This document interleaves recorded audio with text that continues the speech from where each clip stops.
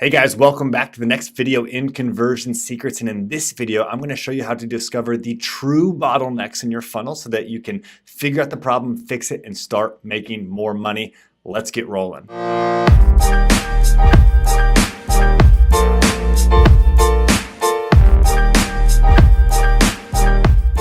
Okay guys, so in a nutshell, discovering the true bottleneck kind of has a three-part process here. This is what we're doing in conversion rate optimization. The first thing is that we're doing research to find new testing ideas. Secondly, we're implementing those test ideas and learning from the results, and then you just repeat over and over here. So you figure out what's wrong, you fix the problem and test it to see if that's working. And then you repeat over and over and you keep the winners and you get rid of the losers here. But what we're not doing in conversion optimization is we're not taking random guesses. And so you're not just going to say, well, I'm just going to test these two headlines and just see what happens. Or I'm going to test these two pages and just kind of see what people like. You can do that. Some people do that, and you will, eventually get some winners here, but you're not going to be able to move as quick as me. You're not going to be able to move and get as great results as what I'm going to show you in this process here. And so don't just test things to test things for a reason.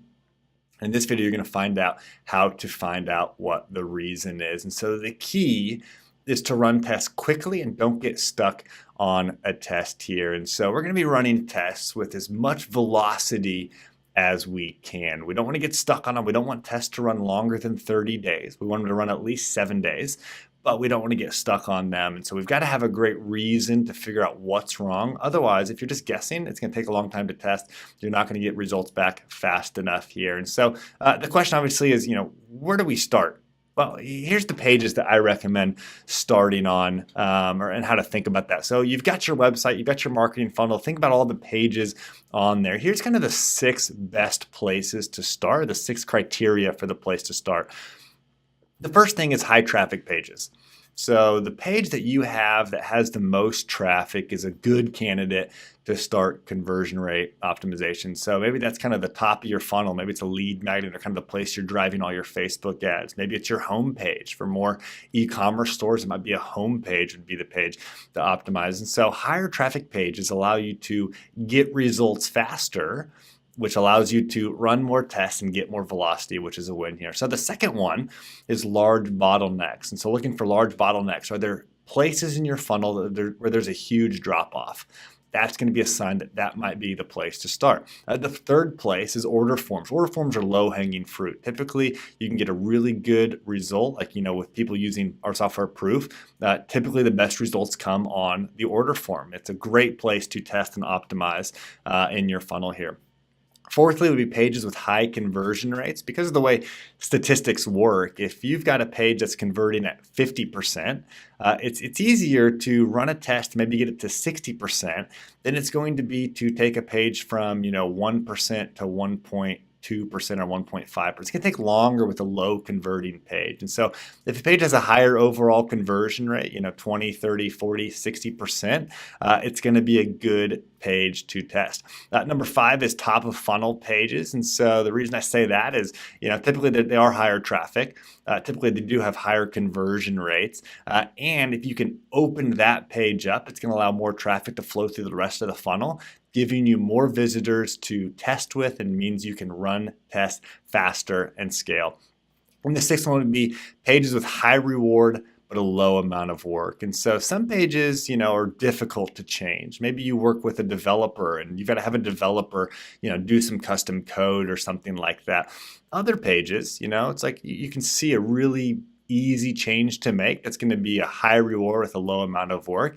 You want to look for those kinds of pages and kind of make the ones that get a big return without a huge investment from yourself or anybody on your team here. Key tip, avoid low traffic pages. So if there's a page that's just not getting much traffic, even if it's an abysmal page, we're going to avoid it until we can start getting more traffic to it. And the reason being is you're not going to be able to get a good test. It's not going to reach statistical significance, which I'll talk about later. It's not going to reach statistical significance fast enough. It's going to take a long time to test. And so if a page has low amount of traffic, I'm talking maybe less than 200 or 300 visits a month, you're not going to test that page. Avoid that thing at all costs here. And so Here's kind of an example, and in the next couple of videos, I'm just going to kind of walk through what my process for useproof.com has been, some of the insights I found, and how I'm thinking about our own conversion rate process, so that you know I'm doing it for real. And I'm going to show you not these, weird, other case studies, but here's what's live in my own brain. So taking that criteria again, let's go through this. So I'm looking for. So here's our funnel.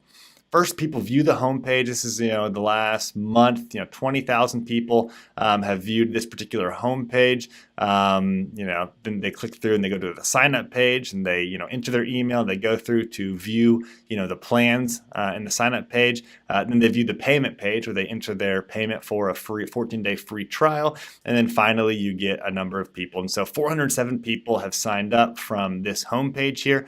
Here is the funnel, and I'll show you what software I use for this a little bit later on, how to get that set up here. But taking this funnel, how do I optimize this? Where should I start? So first of all, high traffic pages. Which one of these is a high traffic page? Clearly this one with 21,000 visits here. And so the homepage is a key candidate here. Secondly, large bottlenecks. Where is the largest bottleneck here? Well, you can see it's clearly the step that's only converting at 12.5%.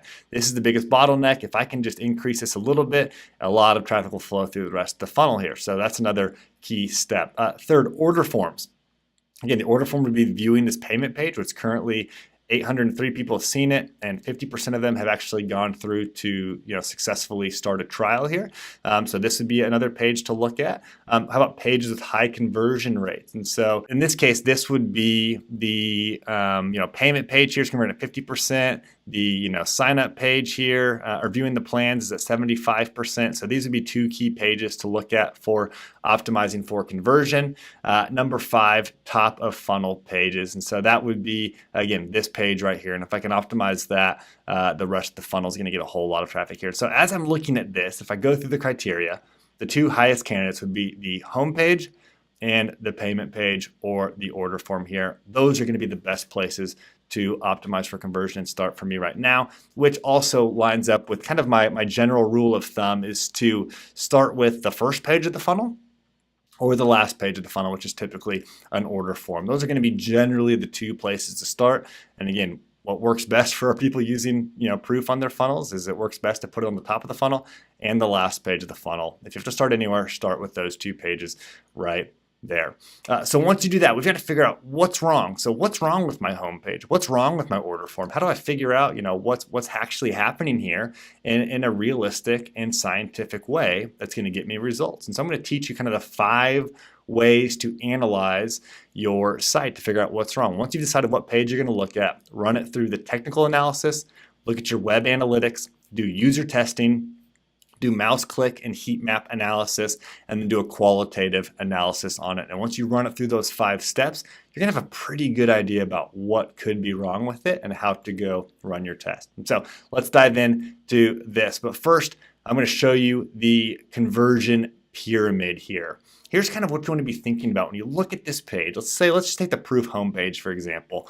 I'm kind of asking myself, is it functional? That's kind of the base. Does it work? Does it actually operate on someone's phone? Does it operate on a desktop? Can you click the buttons? Just like very easy stuff. Like, does it actually work as a page? Or is there something broken on it? Is it slow? Does it not work on a certain browser? That's the kind of questions we're going to be asking. Secondly, is it accessible? Is it kind of readable to people? Is the font big enough? Does it work in other countries? Is it accessible? Thirdly, is it usable? It's like, is it, again, do the buttons, are the buttons, kind of easy to see? Can you scroll well on it? Is it actually easy to use? The fourth thing would be, is it intuitive? So it's like when you hit the page, not only does it work, but is it easy to know what to do? Do people get confused? Do people intuitively know where to go? And then fifthly, this is typically where the biggest gains are found, but you've got to cover all these first. Is it persuasive? Is your headline persuasive? Are you speaking to your target audience? Most people talk about here, but I can tell you that a lot of great gains come here in the first 2. Is it functional and accessible? And you've got to look at that before you do anything else. So think through that pyramid as you're looking at that page. How do we go do that? Well, first, the technical analysis. You're kind of asking, is something broken or slow? So looking at that page here, one of the best things you can do right off the bat is do a site speed analysis. I've kind of used a couple different tools here. If you go to useproof.com/speed, it's going to redirect you to my favorite one, and I might change that from time to time. So useproof.com/speed is going to give you my favorite speed test. Go there, run your site through that, and it's going to tell you, one, how fast does it load? How much traffic are you losing? You can see here on our homepage, it loads at 8 seconds, which is fair. 28% of our visitors are actually lost during this slow loading time here. So this is a big priority for our company right now, is to get the site speed faster. And what we noticed when I ran I looked at my analytics the other day, and I found that the people that converted actually experienced faster site times, about 5 seconds, where the people that didn't convert and didn't sign up, their site time was about 8 seconds. So people that are signing up are actually getting faster site times, which makes sense, right? So I need to get this down to about 4 or 5 seconds. And when you run the speed test, it's actually going to give you a report, a list of things that you can do to decrease your site loading time. And I promise you, if you're getting any substantial traffic, you're losing a lot of it due to a slow site speed here. So go check that out. It's a really, really easy thing to go do right now, and then make some tweaks and speed up your site. The second thing would be do browser testing. I don't do a lot of this. I haven't found significant gains, but again, if you get a lot of traffic, if you're not sure if it works on all different browsers, go to browserstack.com. I've ran some tests on here. Essentially, what they do is allow you to see it on Internet Explorer and Firefox and Chrome and on Android and iOS and all that, and you can see, is your site breaking on one of those different browsers or one of those different platforms. That can be really helpful, and sometimes you'll find that it just doesn't look right in Internet Explorer or Safari, and you need to go make that change there. And then the third thing that would be really easy to do is do a mobile walkthrough. And so for us, about 60% of our traffic comes from mobile, actually, which is really significant. So 60% comes from mobile. And what we found is that a lot of times, we develop the site on a desktop, right? I mean, pretty much all the time you're developing on a desktop or a laptop. But a lot of the traffic comes through on mobile. And so we kind of forget about mobile a decent amount, I would say. And so a really easy thing to do, we do this with all of our stuff before it releases now, is just pull out your phone and just walk through every step of it and think are there buttons that don't look right on mobile? Is there things that are kind of blocking something on mobile? Can you scroll all the way on mobile? Does it read right? Does it look good? And do a mobile walkthrough. You'll find some really low-hanging fruit there just by tweaking the mobile. So those are kind of the low-hanging fruit things that I do and I recommend for a technical analysis. Is it working fast? Can you speed up your site? Does it work on all the browsers, and does it work well on mobile? That will get you some gains right there just by going through that. Okay, so once you do the technical analysis, kind of take notes on this as you're going through. You're going to do web analytics. You're going to go look at your analytics, and there are really kind of two that I really recommend here. First would be Google Analytics. That's kind of the gold standard. I recommend everybody have Google Analytics set up. Spend a day, spend 2 days kind of setting up your goals, setting up your funnels, kind of doing all that. You can either Google and search for a couple great setup articles on how to set up Google Analytics, or I'll try to link below this video in the course and give you a couple articles that I found really helpful, but they're easy to Google.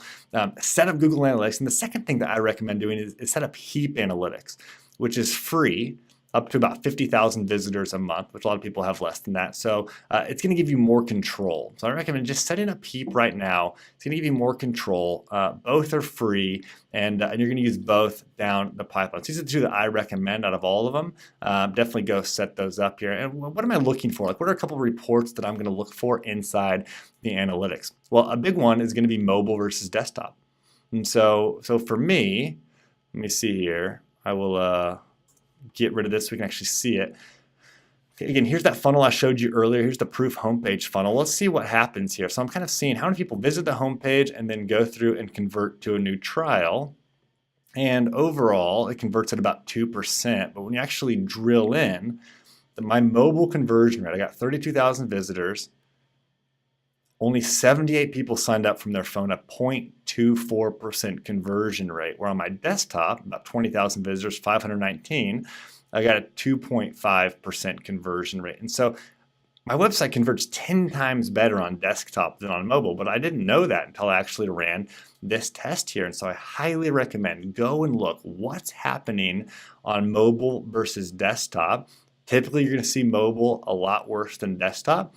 10 times worse is really bad, far too low, and that's what we're working on improving right now on our own site. I recommend it should be about 1/3, and so this should really be closer to 1%. And that's what we're working on right now. If we can just get that up to 1%, we're going to get a whole lot more revenue very, very quickly, and that's kind of where we're at in our own optimization process. So recommend looking at mobile versus desktop view.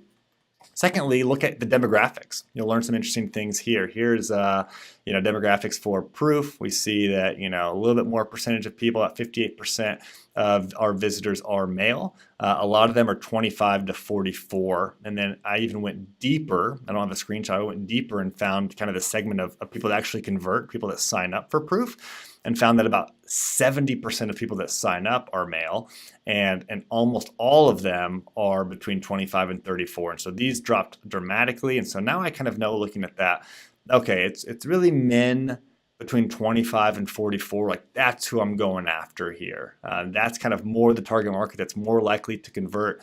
Women's about 30%, so won't ignore them by any means. But these age groups are really where our target audience is. And so you can just go dive into Google Analytics after it's set up and running for a bit and see like who is converting higher. And it's going to give you a lot of information to go kind of give to your traffic people or start running Facebook ads. And then the third one I recommend looking at is a funnel overview here. Again, this is the page I showed you earlier. Look at the whole funnel from start to finish. Set up every step. This is inside Heap Analytics, and you can just set it up to where you kind of put the different URLs of the process and just really easily see, okay, how many people start here? How do they flow through? Where are the big bottlenecks? Where are the big hangups? This is so valuable. I spend a lot of time looking at our analytics here, and I use both. I use Google Analytics and I use Heap Analytics, and we don't spend a dime on either of them, which is really cool. So go set those up. You're going to want to go spend some time in the analytics. Next, you want to do an analysis using mouse click software or heat map software. And so we use two for this. I use Hotjar, which has a really great free plan as well. And I use Full Contact for video recording. So Hotjar gives me more heat maps. That's what I use to kind of do the heat maps. Full Contact. Actually, it's not Full Contact. It's Full Story.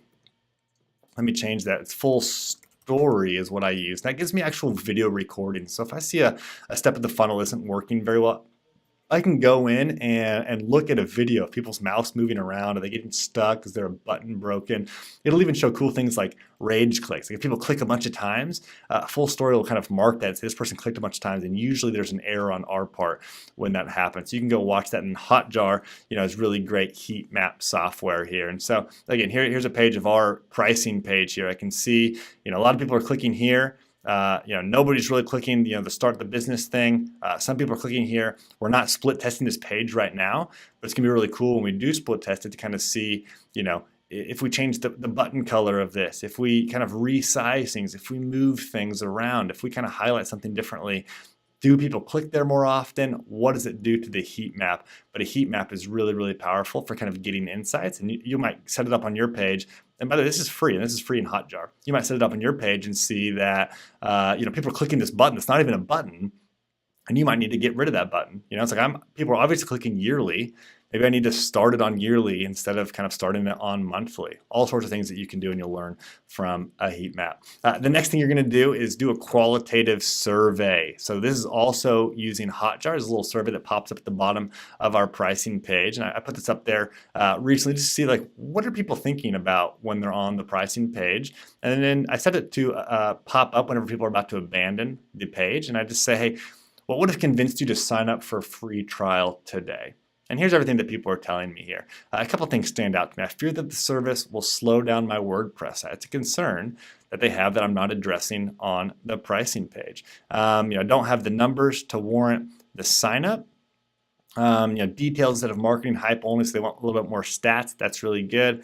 And then, first I have a few leads per day, about 30, so the visitors didn't see a high frequency. So there's kind of two things that stand out to me already. I don't have the numbers to warrant the sign up, and I have few leads per day. So I need to be thinking about, can we serve these people?